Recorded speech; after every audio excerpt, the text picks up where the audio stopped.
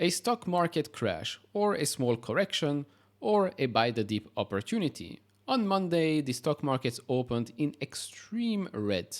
During the day, stock actually recovered quite nicely. Overall, I made here a list of companies, and you can actually see some companies are green. Now, a lot of companies are still red, but way less red than at the start of the day. For example, Robinhood at the start of the day was down 20%. Now it's down now it's down 7.4%. And there are plenty of other examples like this.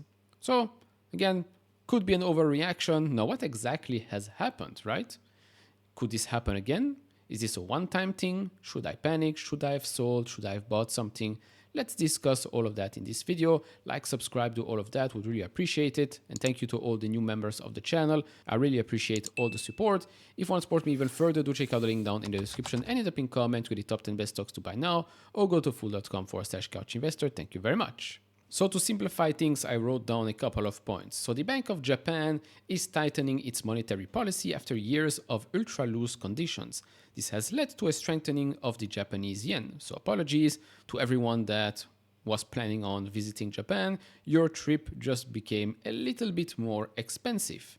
Now, I'm saying a little bit more expensive, not by much, since USD to Japanese yen is now back to where it was at the start of 2024. And still up 30-40% in the last 5 years. So there is that. Carrying on here, investors who borrowed in yen to invest in higher yielding US assets are now facing increased cost. This has caused selling pressure on US assets, including stocks, as we've seen at the open. Now, a stronger yen can reduce demand for US exports to Japan. This negatively impacts US companies with significant exposure to the Japanese market. And so, we talk here about the carry trade. So the carry trade strategy, which involves borrowing in low interest yen to invest in high yielding US assets, is threatened. The Bank of Japan monetary tightening strengthens the yen, increasing borrowing costs for carry trade investors, like the rich dad, poor dad.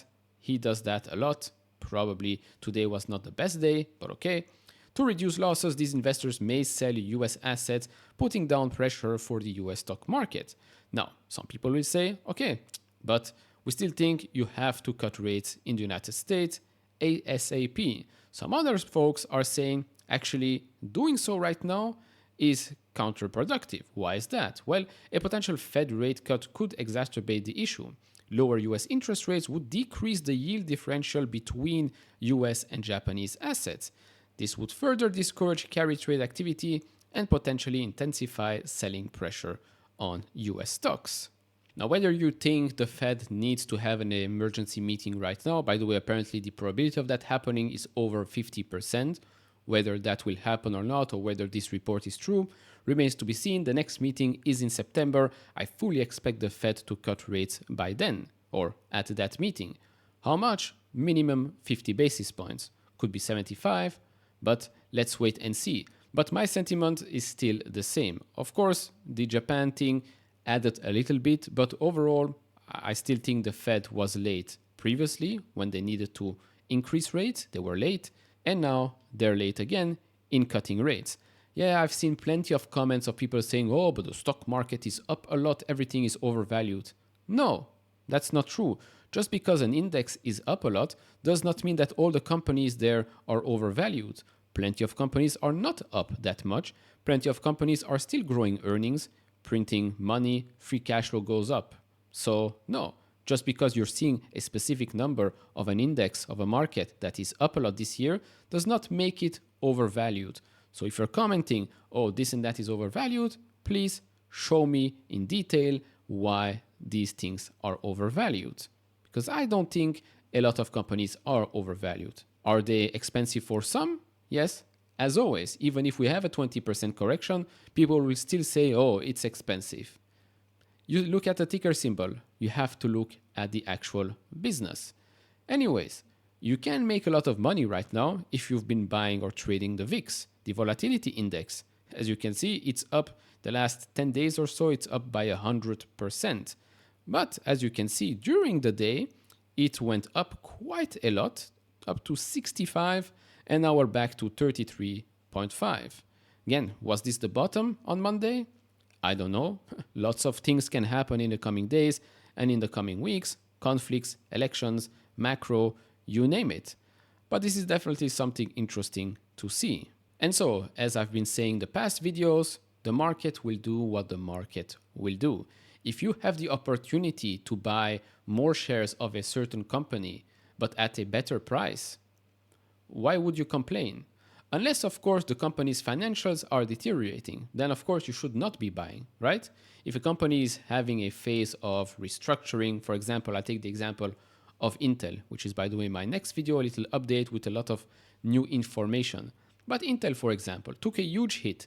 Intel's still a huge company, important for the US, for the West, supply chain, chips, etc., etc. But buying the dip right now just to buy the dip might be dead money. I don't like the term dead money, but with Intel, until we actually see a huge change for the positive, I think you still have some time. Now, there are other companies that crash quite a lot that already reported earnings, for example, right?